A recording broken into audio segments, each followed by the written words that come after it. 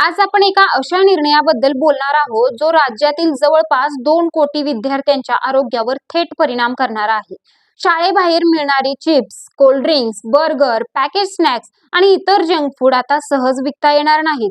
महाराष्ट्र सरकारने शाळांच्या प्रवेशद्वारापासून 50 मीटरच्या परिसरात जंक फूडच्या विक्री, जाहिरात, विपणन आणि मोफत वाटपावर बंदी घातली आहे. हा निर्णय नेमका का घेण्यात आला? कोणत्या शाळांना हा नियम लागू होणार? विद्यार्थी, पालक आणि विक्रेत्यांवर याचा काय परिणाम होईल?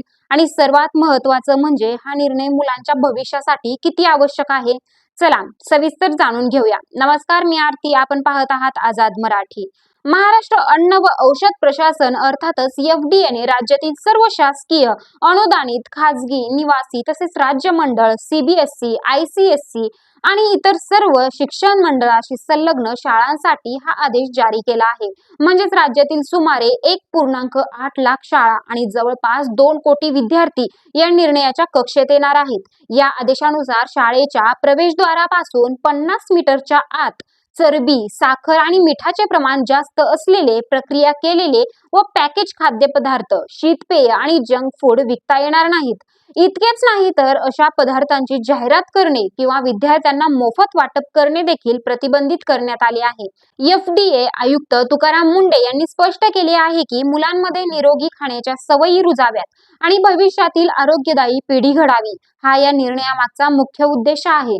आजकाल अनेक मुलांना शाळेजवळ सहज उपलब्ध होणारे chips, pizza, burger, package snacks आणि कोल्ड ड्रिंक खाण्याची सवय लागली आहे. अशा पदार्थांमध्ये पोषण मूल्य कमी आणि साखर, मीठ व चरबीचे प्रमाण जास्त असते. यामुळे बालपणीच लठ्ठपणा, रक्तातील पोषण तत्वांची कमतरता, ॲनिमिया, अभ्यासात एकाग्रता कमी होणे आणि पुढे जाऊन मधुमेह, हृदयविकार व इतर जीवनशैलीजन्य आजारांचा धोका वाढू शकतो. म्हणूनच हा निर्णय केवळ जंक फूडवर बंदी घालण्यापुरता मर्यादित नसून मुलांच्या आरोग्यदायी भविष्यासाठी उचललेले एक महत्त्वाचे पाऊल आहे. FDAच्या आदेशानुसार शाळेतील कॅन्टीन, टक शॉप, मध्यान्ह भोजन केंद्र, वसतिगृहातील स्वयंपाकगृह तसेच शाळेला अन्न पुरवणाऱ्या सर्व व्यावसायिकांकडे वैध FSSAI परवाना किंवा नोंदणी असणे बंधनकारक आहे. याशिवाय प्रत्येक शाळेत स्वच्छ पिण्याचे पाणी, अन्नाची सुरक्षित साठवणूक, तापमान नियंत्रण, कीड नियंत्रण आणि योग्य कचरा व्यवस्थापन यांची प्रभावी अंमलबजावणी करावी लागणार आहे. विद्यार्थ्यांना फळे, भाज्या, कडधान्य, दूध, संपूर्ण धान्य आणि स्थानिक पौष्टिक पदार्थ उपलब्ध करून देण्यावर विशेष भर दिला जाणार आहे. राष्ट्रीय पोषण संस्थेच्या मार्गदर्शक तत्वांनुसार शालेय आहाराची आखणी करण्याच्या सूचनाही देण्यात आल्या आहेत. या नियमांचे उल्लंघन करणाऱ्या शाळा, कॅन्टीन चालक, अन्न पुरवठादार किंवा विक्रेत्यांवर सुधारणा सूचना देण्यापासून ते FSSAI परवाना निलंबित किंवा रद्द करणे, अन्न जप्त करणे, अभियोजन दाखल करणे आणि आवश्यकतेनुसार कठोर दंडात्मक कारवाई करण्याची तरतूद करण्यात आली आहे. हा निर्णय केवळ जंक फूडवर बंदी घालण्याचा नाही, तर मुलांच्या आरोग्यदायी जीवनशैलीची सुरुवात करण्याचा प्रयत्न आहे. मुलांमध्ये पौष्टिक आहाराची सवय लागेल, लठ्ठपणा आणि जीवनशैलीजन्य आजारांचे प्रमाण कमी होण्यास मदत होईल.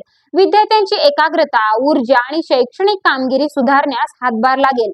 पालकांमध्येही आरोग्यदायी आहाराबाबत जागरूकता वाढेल. शाळांमध्ये अन्न सुरक्षेचे प्रमाण अधिक मजबूत होईल. भविष्यात निरोगी आणि सक्षम पिढी घडवण्यासाठी हा निर्णय महत्त्वाचा ठरेल.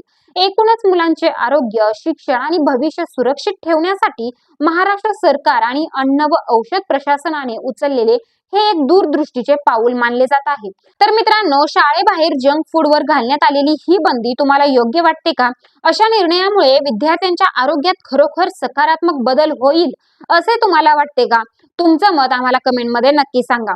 व्हिडिओ आवडला असेल तर लाईक करा, मित्रांसोबत शेअर करा आणि अशाच महत्त्वाच्या व विश्वासार्ह बातम्यांसाठी आमच्या चॅनलला सबस्क्राईब करायला विसरू नका. धन्यवाद.